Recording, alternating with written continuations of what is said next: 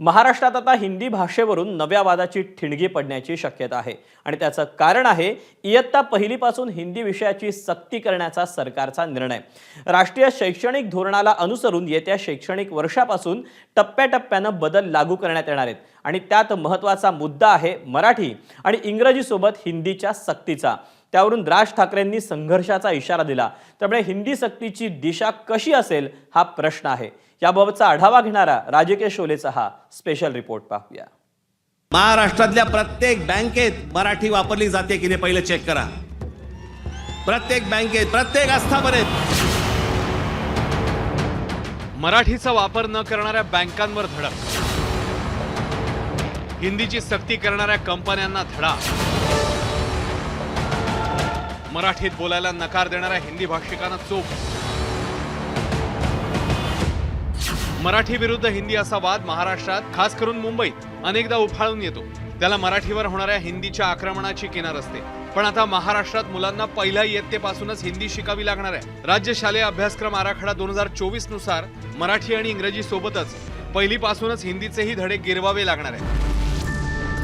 सध्या मराठी आणि इंग्रजी माध्यमाच्या शाळांमध्ये 4थी पर्यंत 2 भाषा आहेत। आता मराठी आणि इंग्रजी माध्यमांच्या शाळांमध्ये 1ली ते 5वी पर्यंत हिंदी ही तृतीय भाषा सक्तीची असेल। येत्या जून पासून सुरू होणाऱ्या शैक्षणिक वर्षापासून अंमलबजावणी होणार आहे। इतर माध्यमांच्या शाळात आधीपासूनच मराठी आणि इंग्रजी बंधनकारक असल्यानं हिंदी सक्तीची नाहीये।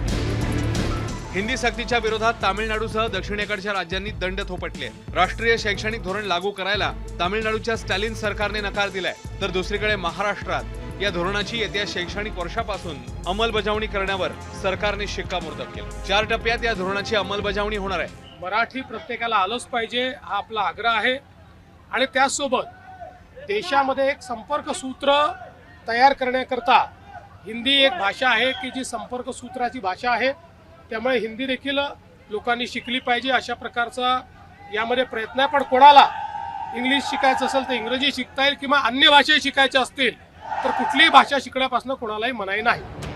पण मनसेने हिंदीच्या सक्ती विरोधात तलवार उपसली आहे। राज ठाकरेंनी हिंदी सक्ती खपवून घेतली जाणार नसल्याचं स्पष्ट केलंय। हिंदी ही काही राष्ट्रभाषा नाही, ती देशातल्या इतर भाषांसारखीच एक राज्यभाषा आहे। तुमचं त्रिभाषेचं सूत्र सरकारी व्यवहारांपुरताच मर्यादित ठेवा, शिक्षणापर्यंत आणू नका। आम्ही हिंदू आहोत पण हिंदी नाही आहोत। महाराष्ट्रावर हिंदीकरणाचा मुलामा द्यायचा प्रयत्न कराल तर संघर्ष अटळ आहे। या सगळ्याकडे पाहिलं तर लक्षात येतं की सरकार हा संघर्ष मुद्दाम घडवत आहे।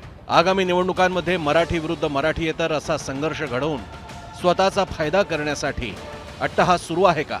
शालेय अभ्यासक्रमातील हिंदीची पुस्तकं दुकानांमध्ये विकू दिली जाणार नाहीत। शाळांनाही हिंदीची पुस्तकं विद्यार्थ्यांना वाटू दिली जाणार नाहीत। हिंदी लादणार असाल तर संघर्ष अटळ, त्याला फक्त सरकारच जबाबदार राहील। मला असं वाटतं की अभ्यास पूर्ण करून ते बोलतात किंवा बोलले पाहिजे ही माझी अपेक्षा आहे।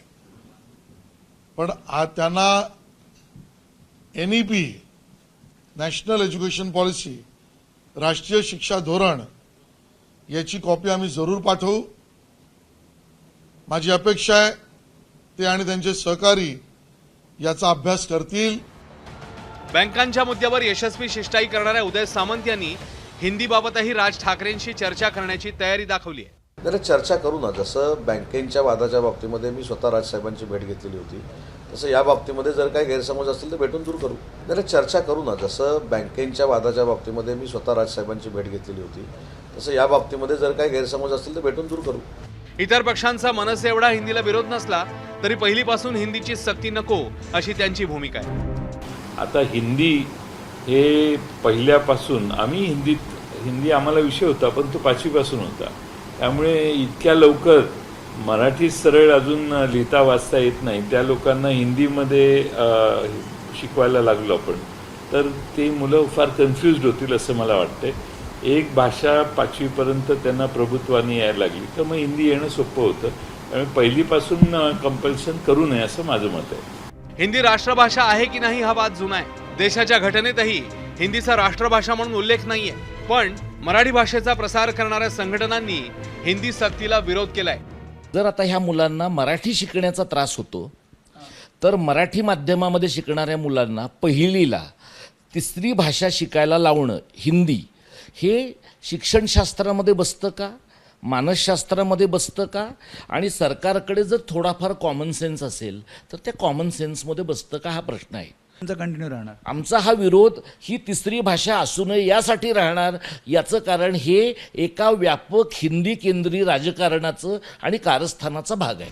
खरं पाहता हिंदीचा सर्वाधिक प्रसार करणारा बॉलिवूडचं माहेरघर महाराष्ट्रात म्हणजे मुंबईतच आहे. दक्षिण भारताएवढा टोकाचा विरोध महाराष्ट्रात हिंदीला होत नाही. सामान्य मराठी माणूस तसा हिंदीशी दुजाभाव करत नाही. मात्र पहिलीपासून हिंदी सक्तीवरून विद्यार्थ्यांवरचं भाषेचं ओझं वाढवण्याची गरज आहे का, हा वाद पेटू शकतो. ब्युरो रिपोर्ट, एबीपी माझा. एबीपी माझा, उघडा डोळे बघा नीट.